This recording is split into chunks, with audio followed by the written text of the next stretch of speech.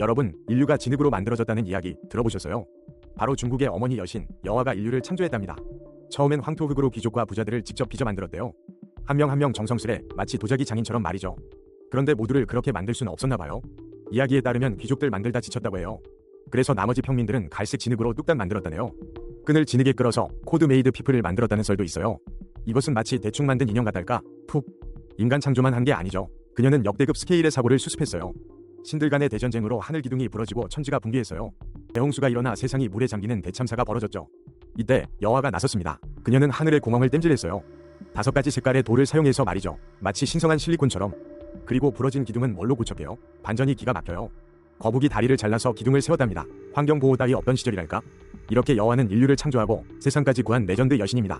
오늘날에도 그녀는 관음, 마조와 함께 가장 존경받는 중국 여신이에요. 결국 신들도 인간처럼 일하기 싫으면 대충대충 하는군요. 다음 신들의 막장 드라마도 기대해주세요. 구독, 좋아요 잊지 마시고요. 여러분, 피와 전쟁의 아즈텍 신 후이칠로포치틀리 아세요? 이 신, 알고 보면 찐 인사 중의 인사였답니다. 후이칠로포치틀리는 태양과 전쟁의 신으로 그야말로 파워풀 그 자체였어요. 아즈텍 수도 테노치티트란의 수호신이었으니 위상이 어마어마했죠. 그의 무기는 바로 불뱀 시우코아틀, 불을 다루는 능력까지 가졌답니다. 이름도 스페인 사람들이 우이칠로보스라고 기록할 정도였대요.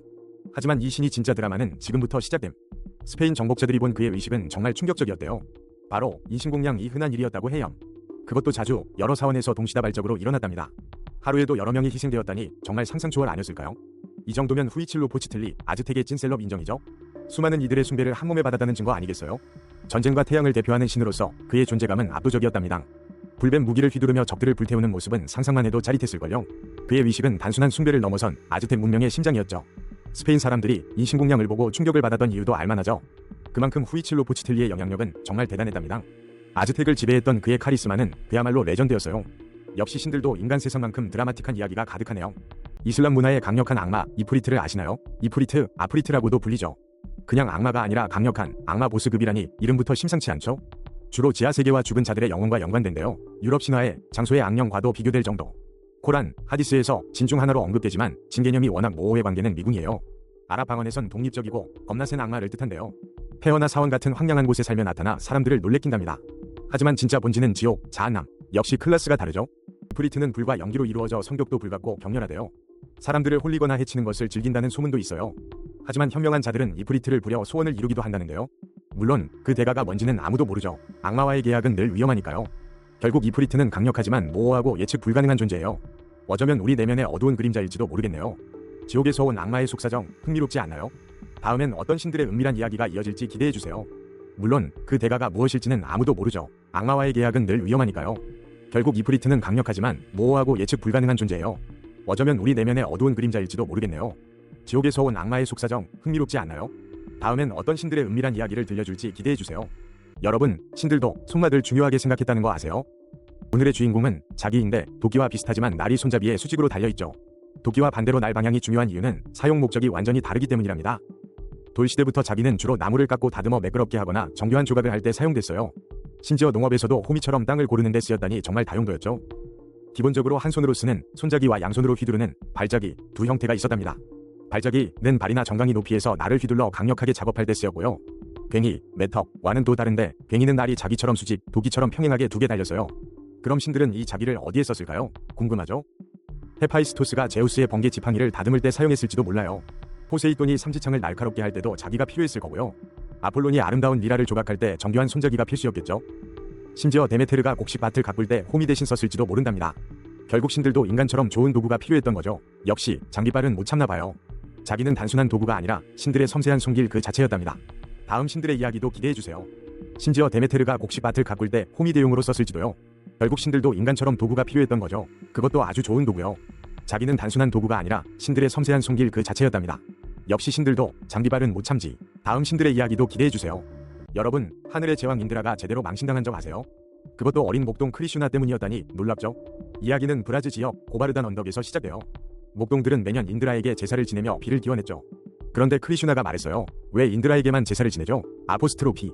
우리의 생명은 이 고바르단 언덕에서 나오는데요. 아포스트로피. 목동들은 크리슈나의 말에 설득되어 고바르단 언덕에 제사를 지냈어요. 이 소식은 곧바로 인드라의 귀에 들어갔고 그는 분노로 활활 타올랐죠. 감히 내 제사를 무시해? 맛 좀 봐라. 라며 포구를 퍼붓기 시작했어요. 마을은 순식간에 물에 잠기고 사람들은 공포에 질렸죠. 하지만 여기서 반전. 어린 크리슈나는 미소를 지었어요. 그는 작은 손가락으로 거대한 고바르단 언덕을 번쩍 들어올렸답니다. 마을 사람들과 가축들은 언덕 아래로 피신했어요. 안전하게 말이죠. 인드라는 7일 밤낮을 쉬지 않고 비를 퍼부었지만 소용없었어요. 결국 인드라는 자신의 어리석음을 깨닫고 크리슈나에게 사과했어요. 이렇게 크리슈나는 고바르단 언덕을 들어 사람들을 구했답니다. 고바르단 언덕은 이제 크리슈나의 자연 형태, 즉 고바르단 신라로 여겨져요. 매년 수많은 순례자들이 이곳을 찾아 경배하고 있어요. 하늘의 제왕도 한 수 접게 만든 이 레전드 이야기 정말 드라마틱하죠? 역시 신들도 자존심 싸움엔 진심인 것 같네요. 다음 신들의 가십도 기대해주세요. 여러분, 에덴에서 쫓겨난 최초의 여인이 있었다는 사실 아셨나요? 그녀는 아담의 첫 번째 아내, 바로 릴리스입니다. 메소포타미아와 유대 신화에 등장하는 그녀의 이야기는 정말 흥미진진해요. 탈무드에 따르면 그녀는 원초적인 여성 악마였죠. 아담에게 복종하지 않았다는 이유로 에덴에서 추방당했어요. 하지만 재밌는 건 히브리 성경에는 릴리스가 전혀 언급되지 않아요. 그녀의 이름은 이사야서의 한 단어에서 유래했을 뿐이죠. 학자들 사이에서도 그 의미는 여전히 논쟁 중이랍니다. 릴리스는 주로 후기 고대 유대 문헌에서 처음 등장해요. 짧은 신화 이야기를 담은 마법 주문에 언급되었죠. 바빌론 탈무드와 조하르에서도 그녀를 만날 수 있어요. 조하르는 그녀를 최초로 남자와 동침한 뜨거운 불같은 여성으로 묘사했어요. 하지만 마이모니데스 같은 랍비 학자들은 릴리스의 존재를 부정했어요. 릴리스의 이름은 아카더의 릴루와 관련이 있어 보여요. 이 단어는 수메르, 아시리아, 바빌로니아의 악마적 영혼을 지칭했죠. 특히 아이를 낳기 전에 죽은 청소년 영혼들을 일컬었어요. 이사야서의 릴리트는 현대 학자들에 의해 밤의 새로 해석되기도 합니다. 많은 학자들이 릴리스를 메소포타미아 악마 라마시투와도 연결시킵니다. 에덴을 박차고 나온 릴리스, 그녀는 자유를 택한 첫 여성이었을까요? 아니면 단순한 악마로 치부된 비운의 존재였을까요? 여러분 생각은요? 결혼의 행복을 상징하는 여신 닥샤야니, 즉 사티는요, 시바의 첫 부인이자 닥샤의 사랑받는 딸이었죠. 하지만 아버지 닥샤는 시바를 증오했어요. 사티는 닥샤의 뜻을 거슬러 시바와 결혼했고요. 나중에 닥샤가 성대한 불제사를 주최했는데 초대받지 못한 사람은 누구였을까요? 시바와 사티 모두였죠. 사티는 격분해서 그 파티에 가기로 결심했어요. 초대받지 않은 채 아버지를 찾아가 대면했죠. 닥샤는 사티를 공개적으로 모욕했어요. 사티는 자신과 시바에 대한 모욕을 참을 수 없었죠. 극적인 시위로 사티는 분신을 택했어요. 자신을 희생 제단 불꽃 속에 던져버렸죠. 시바는 그녀의 죽음에 황폐하고 격분했어요. 그는 그녀의 시신을 들고 탄다바 춤을 추었어요. 그의 춤으로 세상은 혼돈에 빠졌죠. 다른 신들은 비슈누에게 개입해달라고 간청했어요. 비슈누는 수다르샤나 차크람으로 사티의 시신을 잘랐어요. 그녀의 몸은 51곳에 떨어져 샥티 피타가 되었죠. 이곳들은 이제 신성한 순례지로 숭배되고 있어요. 정말 대단한 시위 방식이죠. 여신급 드라마네요.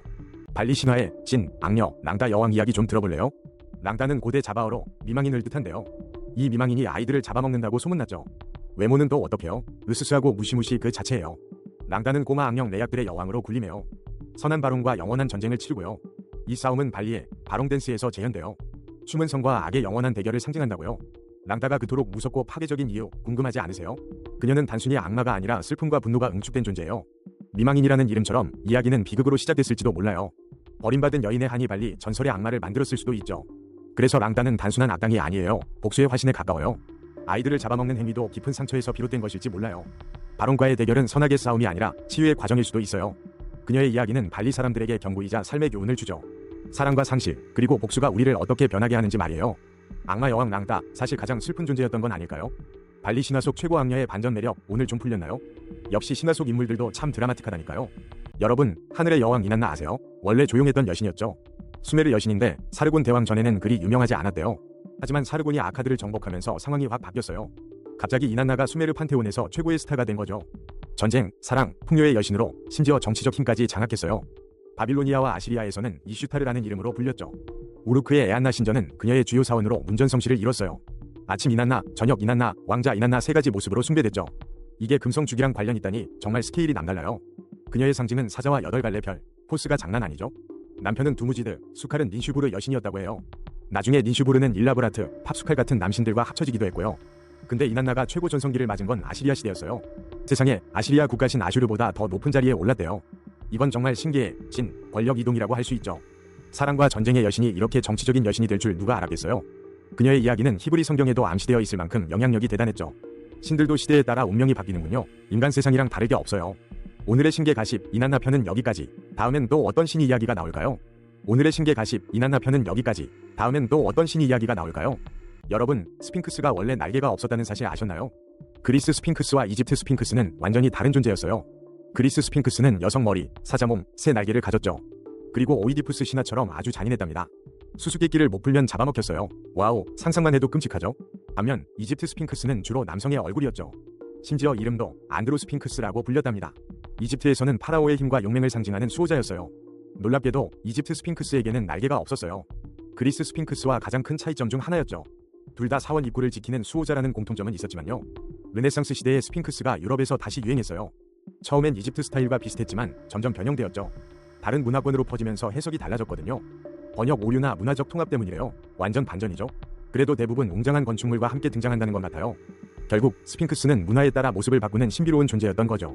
수수께끼 같은 매력은 여전하지만요. 다음엔 어떤 신화 속 뒷이야기를 들려드릴까요? 기대해주세요.